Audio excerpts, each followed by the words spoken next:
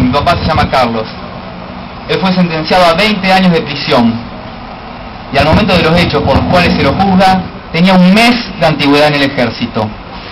Se lo condenó sin pruebas, por el solo hecho de formar parte de un organismo del Estado en aquella época.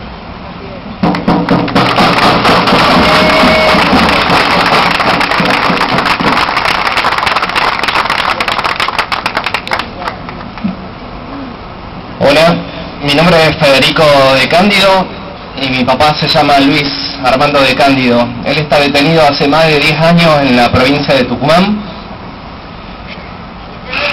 Cuando tenía 19 años, con mi hermano de 15, lo detuvieron a mi viejo y ese mismo día también nos desalojaron de mi casa. Fue la casa donde crecimos, nacimos y vivimos como familia.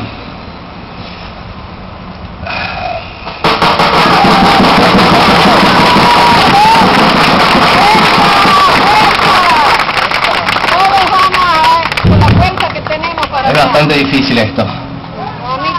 Pero bueno, solamente para recordarles también que solamente se lo detuvo a mi papá y nos quitaron la casa por lo que representaba a mi viejo en esa época.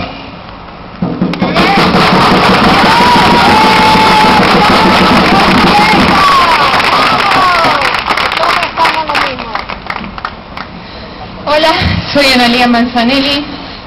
Mi papá Luis, detenido con 76 años de edad, hace 2 meses en el penal de Bogor de Córdoba. Los llevaron al patio, a él y a todos los detenidos allí. Lo tuvieron 3 horas sin darles comida, agua,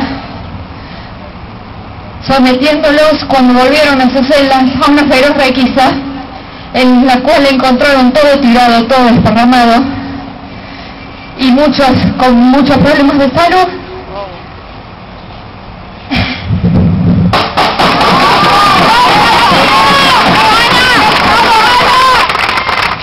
No obtuvieron ninguna respuesta a nivel judicial ni penitenciario. Los maltrataron, los humillaron, los ultrajaron.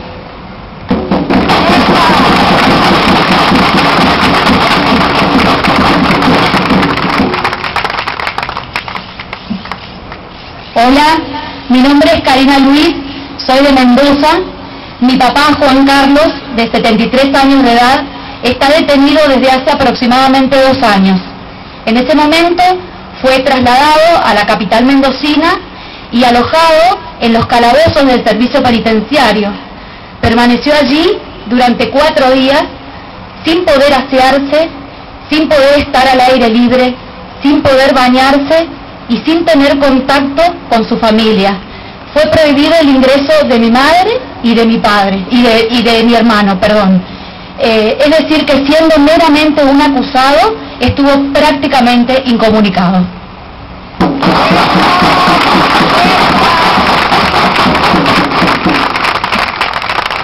Hola, soy Alejandra Naules. Mi papá Alejandro tenía el segundo cargo más bajo que puede tener un oficial del ejército en el momento de los hechos, por los cuales está detenido actualmente en Bahía Blanca. Está detenido en condiciones deplorables, en una celda con 16 presos políticos, todos mayores de 70 y 80 años, y no se respeta la vejez digna, están lejos de sus familiares y con problemas de salud. Gracias.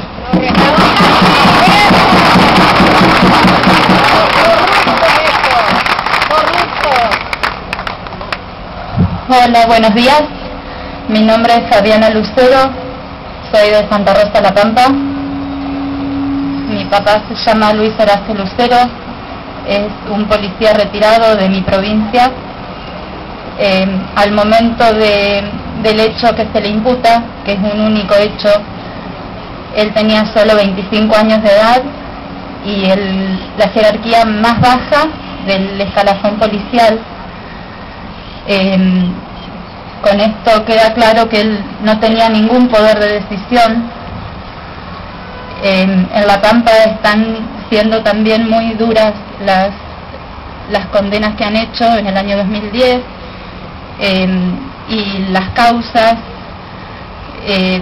teniendo en cuenta que, bueno, en La Pampa tampoco hubo muertes ni desapariciones, estamos viendo esto, ¿no? Todos caen en la misma bolsa.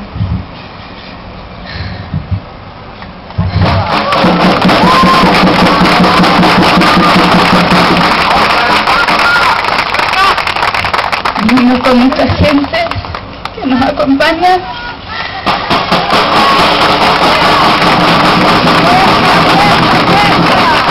Bueno, él lleva detenido ya más de 2 años y medio, sin posibilidades reales de que su situación procesal se revierta. Muchas gracias.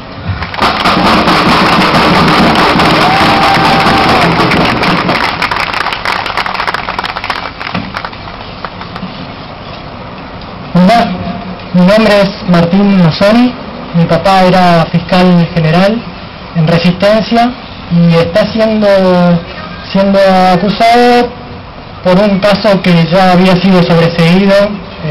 No escucharon esa decisión de la justicia y lo volvieron a reabrir. Está detenido y preso en la unidad 7 en Resistencia hace ya va a ser ya 3 años.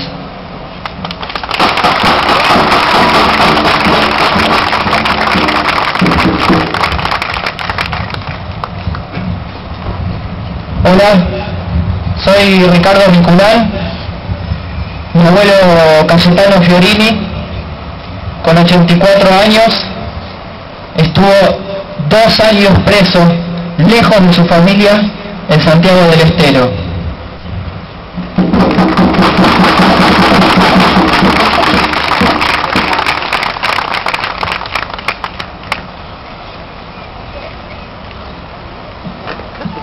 Hola, mi nombre es Gastón Ansaldo Rivero y mi abuelo Ernesto Rivero es gendarme.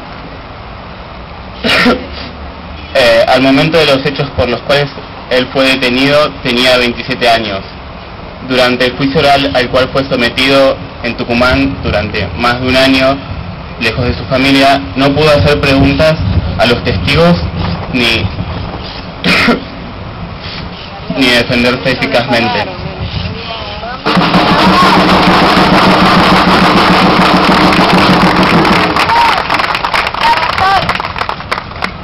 Buenas, mi nombre es Rodrigo Pinatelli y mi abuelo Hugo Soto, de 79 años, estuvo carcelado durante 2 años y sin que se haya modificado su situación fue detenido en una cárcel común.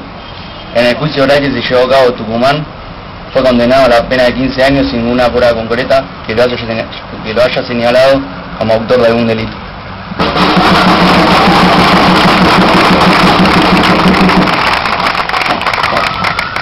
Hola, mi nombre es Griselda, soy la hija adoptiva del comisario retirado Mario Baigorria, quien falleció estando detenido con arresto domiciliario. A través de buscar acusarlo de algún modo y hacernos sentir a las familias que también estamos acusadas, evidentemente, una madrugada allanaron mi casa, más de 14 personas, se llevaron todo lo que pudieron, revisaron, porque ellos buscaban la verdad, y era que yo tenía que ser hija de desaparecidos. Todo esto fue sin tener ningún tipo de acompañamiento psicológico por parte de esta justicia, y con mi bebé prematuro en brazos de tan solo 3 meses. Se llevaron todo lo que ellos piensan que les va a devolver lo que es justo, un nuevo nieto, pero no se llevaron el amor y el orgullo que yo tengo por mi papá y mi mamá. ¡Bravo!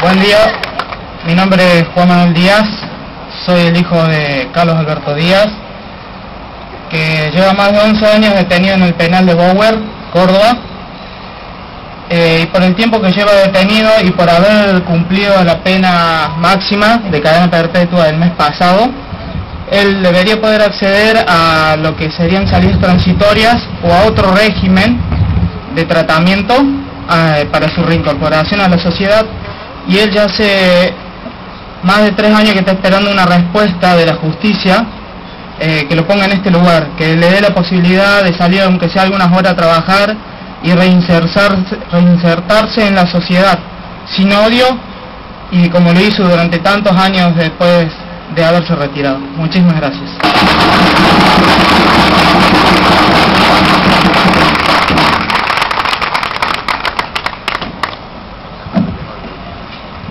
Mi nombre es Nadia Nur. Mi papá Adolfo fue diagnosticado de mal del Parkinson a los 2 meses de estar preso. El año pasado, por una resolución del Ministerio de Defensa, le fue impedido ser internado en el Hospital de su Obra Social.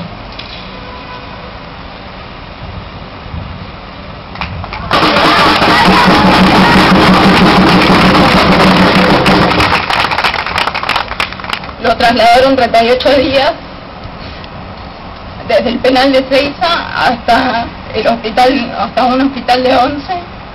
Dichos traslados tardaban entre 6 y 8 horas. Ese tratamiento se lo hicieron recién a los 3 meses de que le diagnosticaran cáncer.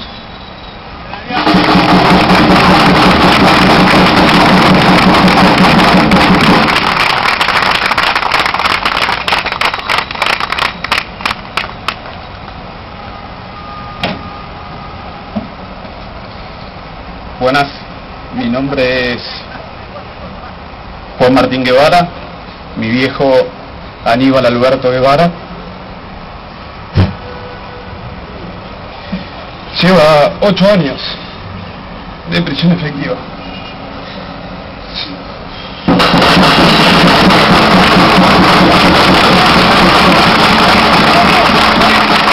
Cinco lugares distintos de detención. Él empezó a trabajar en el penal de San Felipe en Mendoza, se lo prohibieron, empezó a estudiar, después de una denuncia que el fiscal consideró falsa, lo trasladaron a Buenos Aires. Acá en Buenos Aires, el Consejo de la Universidad de Buenos Aires, con el aval del juez de la Corte Zaffaroni, se lo prohibieron.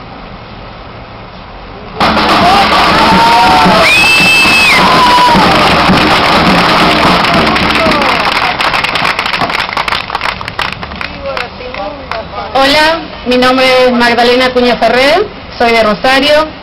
Mi papá, Manuel, de 71 años de edad, le han negado varias veces la prisión domiciliaria.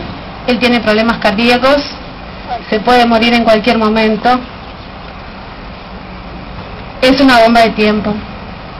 Mi papá estuvo 1 año en el penal de Marcos Paz, donde si tenía una emergencia cardíaca nadie la podía atender.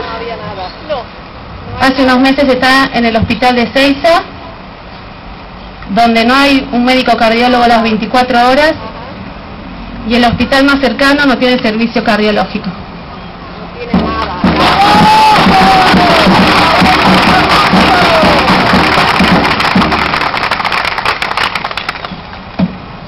Hola, mi nombre es Melania Vara Lucero y mi abuelo está preso desde hace más de 2 años sin que exista ningún fundamento válido, concreto, que sustente su procesamiento y su prisión preventiva, ya que no ha sido nombrado por ningún testigo en el momento del hecho que se le imputa. El único fundamento que utilizan los jueces es el haber sido policía en aquel lamentable contexto histórico de nuestro país que ya todos conocemos. Gracias.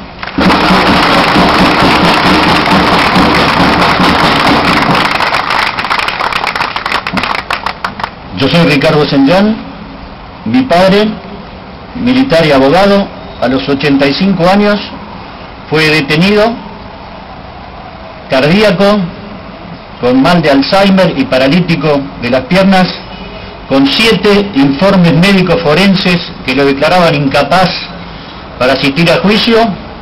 Fue llevado a juicio oral y subido en una silla de ruedas y esposado al escenario de un teatro en La Plata, donde fue juzgado mientras nos insultaba el público.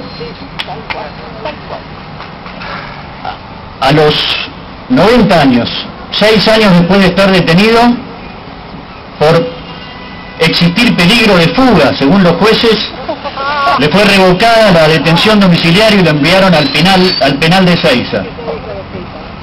Los médicos no quisieron recibirlo por el estado en que se encontraba, pero los jueces insistieron en tenerlo allí. A los 4 días se descompuso y lo trasladaron al hospital municipal para no llevarlo al hospital militar. Allí tampoco lo quisieron recibir los médicos. Finalmente el hospital militar se hizo cargo y lo trasladaron. Los jueces fueron a las habitaciones del hospital militar a ampliarle la declaración indagatoria y a los 7 días mi padre falleció.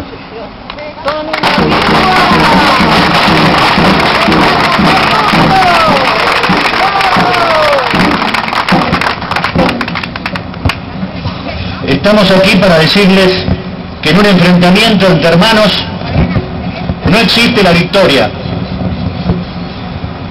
Su desencadenamiento constituye en sí mismo una derrota. La pérdida de la concordia, la ruptura de la paz, el fracaso de la racionalidad. No existen más que víctimas con mayores o menores pérdidas. La privación de derechos y las aberraciones que se vivieron en los años 70 se produjeron en momentos dramáticos de la historia nacional, cuando miles de argentinos optaron o se vieron obligados a tomar las armas en una lucha por definir el modo de vivir y el destino de la nación. Se dijo que el Poder Judicial no pudo actuar plenamente porque estaban recortadas sus funciones, rigiendo el fuero militar para todos los hechos, que el periodismo no podía hablar porque corría el riesgo de ser perseguido, que la Iglesia hacía saber su disconformidad mediante gestiones secretas para no generar división en su feligresía.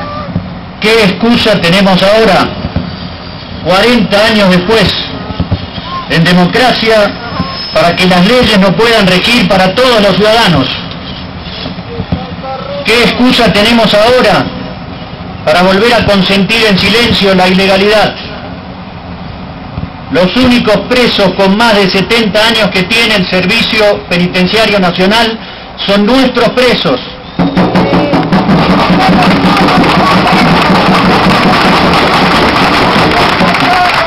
...265 han muerto detenidos, la mayoría, la casi totalidad de ellos, sin ninguna condena en estos procesos eternos.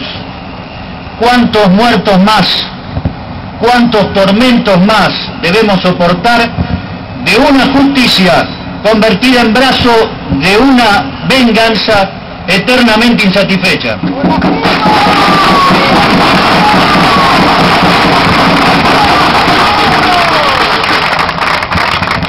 De una vez para siempre, hemos dicho como nación, a partir de 1983, no más golpes de Estado. Y cortamos todos, como sociedad, militares y civiles, el ciclo de interrupciones democráticas con todas sus consecuencias. De una vez y para siempre, alguien debe decir: no más ilegalidad, no más discriminación, no más odio, no más muertes.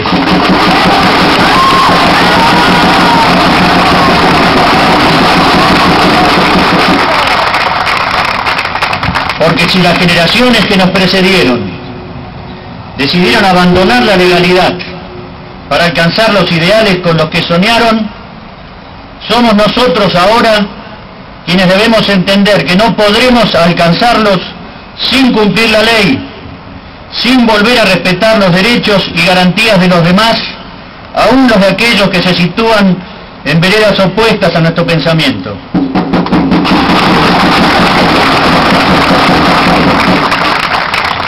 Sin ello, nunca alcanzaremos la unión nacional. Sin ello, es imposible afianzar la justicia y consolidar la paz interior. Sin ese compromiso, no podremos proveer a la defensa común, ni obtener el bienestar del pueblo.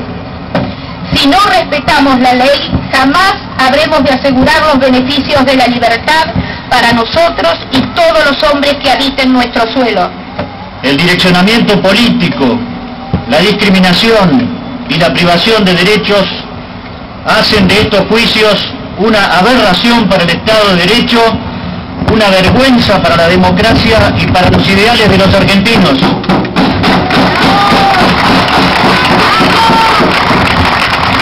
El silencio de los que callan hoy será la vergüenza de mañana. Solo a ellos se les aplica una ley penal no escrita, inexistente al momento de los hechos. Solo a ellos se les niega el instituto de la prescripción. Solo a ellos se los priva del derecho a la vida, condenándolos a muerte en prisión por motivos políticos. Solo a ellos se los mortifica, haciéndolos comparecer enfermos y moribundos a los juicios orales. Solo a ellos se los atormenta con traslados a juicios orales donde son agredidos, insultados y humillados. Solo a ellos se les desconocen los derechos adquiridos por las amnistías y los indultos. Solo a ellos se les niegan las excarcelaciones. Solo a ellos se les niegan las detenciones domiciliarias, manteniendo en prisión a ancianos, enfermos y hasta quienes tienen parálisis corporal. Solo a ellos se les niegan las libertades condicionales y las salidas transitorias. Solo a ellos se les niega el cómputo del beneficio del 2x1. Solo sus familias son objetos de injerencias arbitrarias y ataques ilegales a su patrimonio, a su honra y a su reputación. Solo a ellos se les niega el derecho al estudio y al trabajo en prisión. Solo a ellos se les niega el derecho a la salud. Solo a ellos se los mantiene en prisión preventiva durante 3, 4, 7 y hasta 10 años sin condena. Solo a ellos no les son determinados sus derechos en un plazo razonable. Solo a ellos se les desconoce el instituto de la cosa juzgada. Muchas gracias.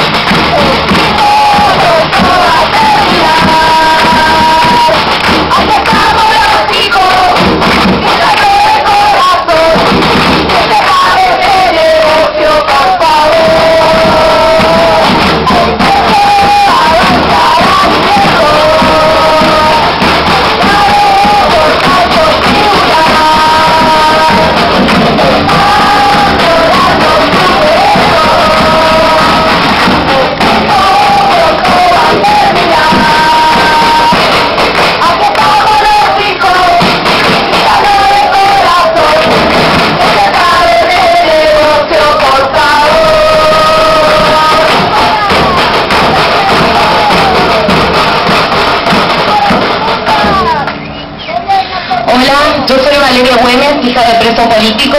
Mi papá es gendarme y está preso hace 4 años. Yo soy Aníbal Guevara. Mi papá era de ejército y lleva 8 años en estos procesos. Es muy fuerte todo lo que escuchamos acá. se sienten muchas cosas cuando te toca pasar algo como lo que estamos hoy contando. Pero después de más de 10 años, creemos que una de las cosas que más fuertemente aparece es una pregunta. ¿El para qué? ¿Para qué pagamos este costo? Estamos hablando de un enorme costo para nuestro país. Un costo en distintos aspectos que implica la política de derechos humanos de los últimos años, que muchos elogian porque no lo conocen. Es absolutamente lógico elogiarla. Debe ser prácticamente imposible encontrar un ser humano que se oponga a un Estado que dice defender los derechos humanos. ¿Quién puede estar? Pero como tantas otras cosas, no es lo que dicen que es. Supuestamente esta es la política de la memoria, verdad y justicia. Sin embargo, nuestra experiencia nos muestra algo muy diferente. De la justicia hablaron Ricardo y Laura. Nosotros no vamos a hablar de la memoria, que es algo muy íntimo, relacionado exclusivamente con la porción de la realidad que mi propia experiencia me permite dar. Es como una foto que tan solo una pequeña representación incompleta de la belleza de un paisaje.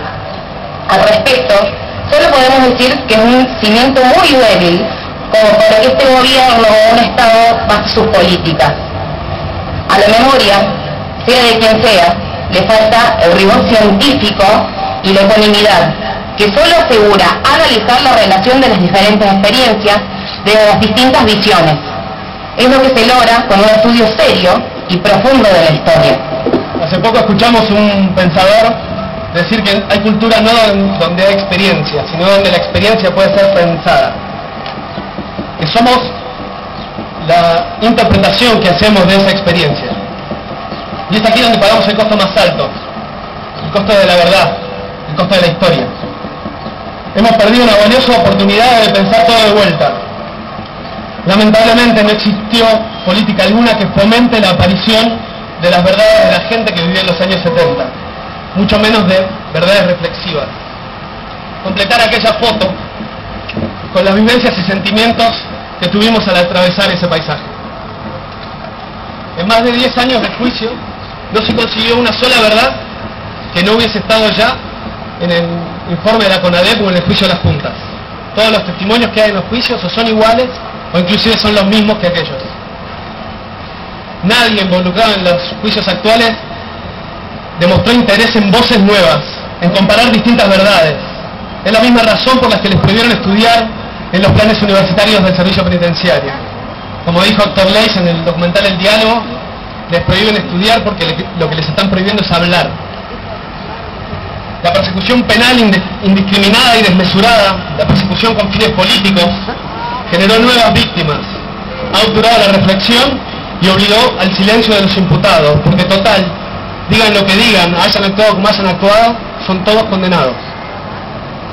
Cabe señalar también que la gran mayoría de los que están presos hoy tenían por aquella época alrededor de 25 años de edad, en instituciones absolutamente jerárquicas y verticalistas. En los juicios comunes, con pruebas y testimonios del mismo año, no llega ni al 30% el porcentaje de los imputados que son condenados. En los juicios de lesa humanidad llega al 90%. Y con las revocaciones de casación y de Corte Suprema, ese porcentaje todavía es más chico, todavía es más grande. Por eso pagamos un costo institucional, porque el Poder Judicial argentino se está sometiendo a los mandatos de la política, viola la Constitución, los tratados internacionales, y lo que es mucho más grave, viola los derechos humanos de nuestros padres, de nuestros abuelos. El tratamiento judicial hacia los imputados de delitos de lesa humanidad es diferencial y discriminatorio. Para que haya condena en un proceso, la responsabilidad del imputado en el hecho puntual debe ser probada más allá de toda duda razonable. Con una prueba que sea clara, que sea precisa, que sea irrefutable. Pero en nuestro caso, los magistrados justifican sus condenas por los acusados deberían haber sido lo que pasaba. Y se sostiene la culpabilidad apelando a la figura de partícipe necesario, ya que la mayoría de las veces lo único que pueden probar es que los acusados fueron integrantes de alguna fuerza. El costo cívico es habernos convertido a todos, de alguna u otra manera, en cómplices de violaciones a los derechos humanos. Cuando la sociedad argentina acepta que pase lo que hoy denunciamos, ya sea por temor a ser tratado como procesista, o porque piensan que los imputados algo habrán hecho, repite la lógica tan condenable que imperaba en los 70, cuando los familiares desaparecidos buscaban información de sus seres queridos. A muchos, pero sobre todo a nuestros jueces, no les importa el accionar ni el rol de nuestros padres y abuelos al momento de los hechos, mucho menos sus testimonios y vivencias. Los prejuzgan en base a dogmas congelados, porque nuestras instituciones no han fomentado la necesidad de pensar nuestra experiencia en términos de comprensión, porque creen saber de antemano lo que significa, o porque le encuentran una utilidad política. Queda por hablar del coste económico, que no es menos importante. La Secretaría de Derechos Humanos consta de un presupuesto anual de 400 millones de pesos. Por otra parte, sabemos que alrededor del 60% de la justicia federal está abocada a causas de hace 40 años con las causas de lesa humanidad.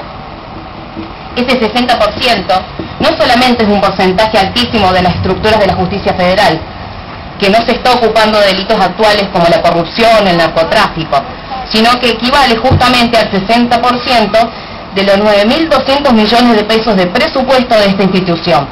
Es decir, algo más de 5.500 millones. Esto significa el equivalente a más de 250 escuelas por año, 30 hospitales del Bicentenario, 44 fútbol para todos. Repasamos estos costos y volvemos a la pregunta original. ¿Para qué? ¿Para qué? Porque después de todo no se instalaron los derechos humanos como valor en nuestro país. Quizás inclusive se hayan debilitado de usarlos burdamente para cualquier fin. Vimos en televisión debates con mucha aceptación sobre matar a potenciales criminales porque es corta la bocha. Nosotros mismos podríamos perfectamente atestiguar las violaciones a los derechos humanos cotidianas que se dan en los ámbitos penitenciarios y judiciales, no solamente a nuestros padres y abuelos, sino a todos los presos. Vemos cómo algunos estados provinciales incluso desplazan a comunidades originarias de sus territorios para poder plantar más soja. Y eso sin meternos en otras falencias de derechos básicos como la educación, la salud, la vivienda o la dignidad humana. Con la devuelta de la democracia en los años 80, en el juicio de las juntas, se definieron niveles de responsabilidad. Se investigó y se juzgó acorde al debido proceso. Las amnistías y el indulto posteriores fueron carentes de la explicación y reflexión necesaria para que realmente se conviertan en instrumentos sanadores, como lo fueron en la Sudáfrica de Mandela. Y quizás por eso continuemos atados a un punto de la historia que irremediablemente nos lleva a chocar entre nosotros como un tiquitaca. Hay muchísimo dolor en nuestra historia. Es hora de dejar de padecer juntos.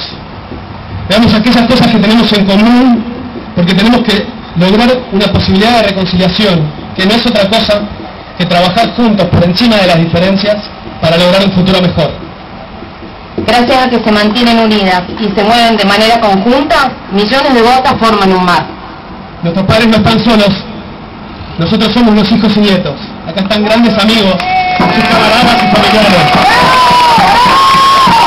Exigimos legalidad y respeto irrisorio de los derechos humanos, de nuestros padres y de todos. No vamos a parar hasta conseguirlo. Muchas gracias a todos por venir.